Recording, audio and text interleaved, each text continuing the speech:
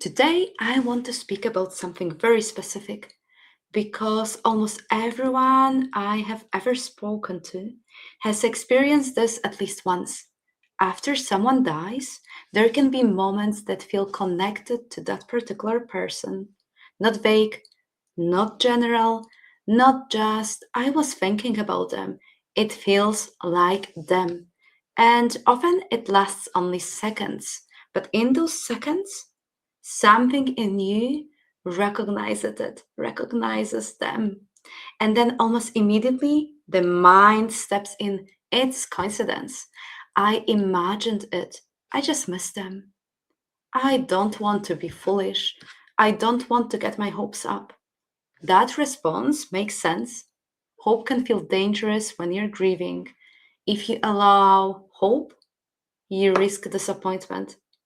If you allow possibility, you risk vulnerability. So many people shut it down before it even fully lands. But I want to talk about the difference between wishful thinking and relational contact. Wishful thinking is usually effortful. You're searching, you are trying, you are reaching. Relational contact arrives. It has a signature and it feels specific. And it can show up in very ordinary human ways. Sometimes it is scent, their perfume, their aftershave, the smell of their cigarette smoke, a specific food they used to cook, the smell of their house. And it appears in a place where it logically shouldn't be. For a second, you freeze because it's not just a smell, it's theirs and it's really them. Sometimes it's a shift in the room. The air feels different, softer, heavier, calmer. You suddenly feel accompanied, not in a dramatic way, not in a frightening way, just not alone.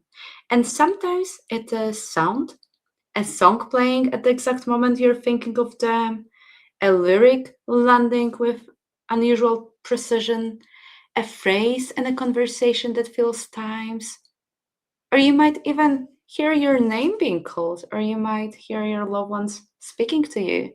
Sometimes it's something physical, a light flickering once you say their name, a cup moving slightly, a photo falling, a clock stopping or starting. And I'm not saying everything is a sign.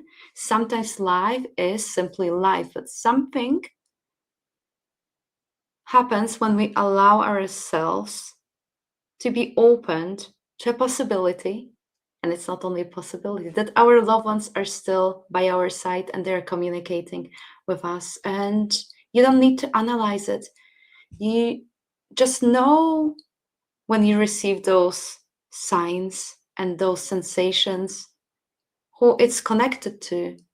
And sometimes it can be a dream, not chaotic, not symbolic, in a confusing way, a dream where you see your loved ones who are already on the other side and they look like themselves, where their personality feels intact, where they speak clearly, where they say something you didn't consciously script. You wake up and it doesn't feel random. It feels relational. Sometimes it's memory, not you trying to remember, but a childhood memory arriving suddenly with warmth in your chest, with tears in your eyes, with a sense of presence rather than nostalgia. And in those moments, it often feels calm, not frantic, not theatrical, and not overwhelming, calm. And then the mind interrupts because we live in a world that teaches us to trust what can be measured and proven. So when something is subtle and internal, we override ourselves. We think, don't be ridiculous, don't be naive. Other people won't believe this. So we go and ask someone else, do you think it is possible? Do you think I made that up? And often what we're really asking is it safe for me to trust what I felt? what I experienced. And here is the deeper layer. Grief can also make everything quiet. So if you haven't experienced anything of what I've described, I want you to know that when you are in deep grief, your nervous system is saturated. You might feel numb, foggy, disconnected, in survival mode. And in that state, even if connection is present, it can be harder to perceive. Not because it isn't there, but because your system is tending to something very human. Sometimes the silence is not absence, sometimes it is protection. Sometimes it is space. And when the grief softens, even slightly, people often begin to notice moments again, subtle, gentle, unforced. I want to say something clearly. It is possible for connection to continue. It is possible to communicate with our loved ones. Everyone can do it. Love doesn't vanish because a body stops functioning. Whether you think of it as consciousness, spirit, energy changing form, the language doesn't matter. What matters is lived experience. And almost every person I know, skeptical, spiritual, religious, non religious, has at least one of those stories. One moment that felt too specific to dismiss. The issue is not whether it happened, the issue is whether we allow ourselves to honor it. Because the pattern many people live in is this: they feel something true and then they abandon themselves. They hand their authority to external opinion, they silence their own perception. So, this isn't only about the afterlife, it's about self trust. It's about being mature enough to say, I don't need to prove this. I don't need to exaggerate it, but I also don't need to dismiss it.